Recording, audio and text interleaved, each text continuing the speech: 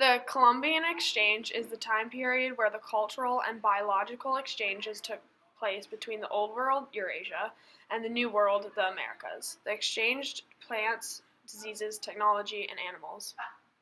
These exchanges transformed European and Native American lifestyles. Let's take a closer look at some of the animals that were in the Columbian Exchange by taking a tour throughout the Columbian Exchange Zoo. This is an American wild dog.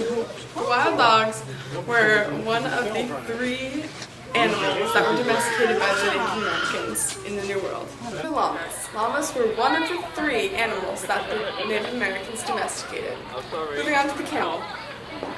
Camels have humps, but the humpless camels of the Andes were also domesticated by the Native Americans. However, they cannot carry more than about 200 pounds at most and cannot be ridden.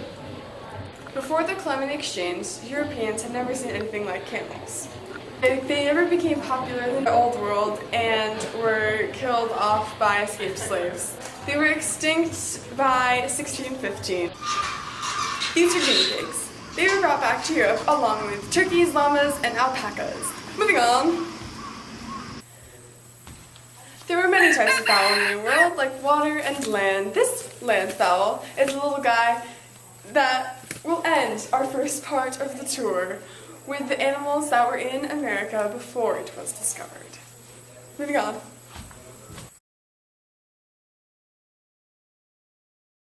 Take a look at all the different kinds of animals in the Old World that were brought to the New World.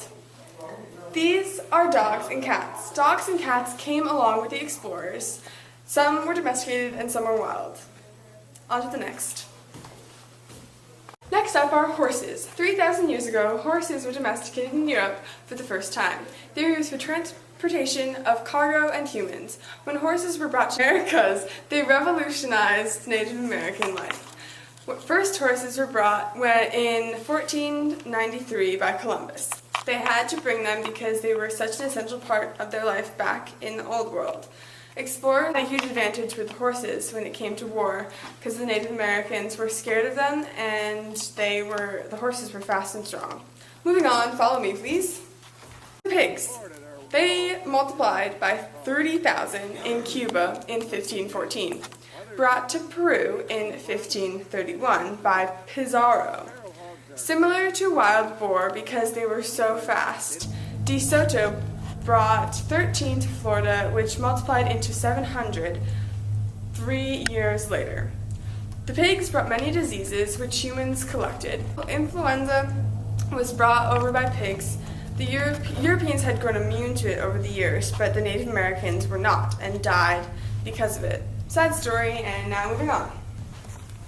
Goats destroyed the land into desert when they were brought to Mexico in 1521.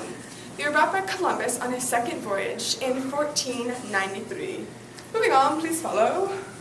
Colonists were already cattlemen, so they adapted well to the cows. Cattle were killed for their hides and meat.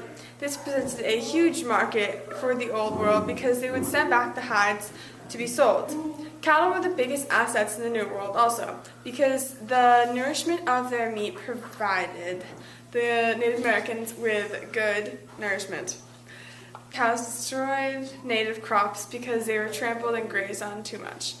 And on to the next, please follow and don't get lost.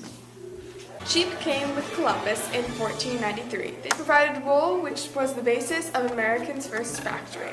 Tons of trouble came with sheep. They were vulnerable to predators and didn't multiply as easily as pigs. They had a hard time protecting themselves, but they would rarely run off into the wild. They are the reason for the transformation of the grasslands. Please follow.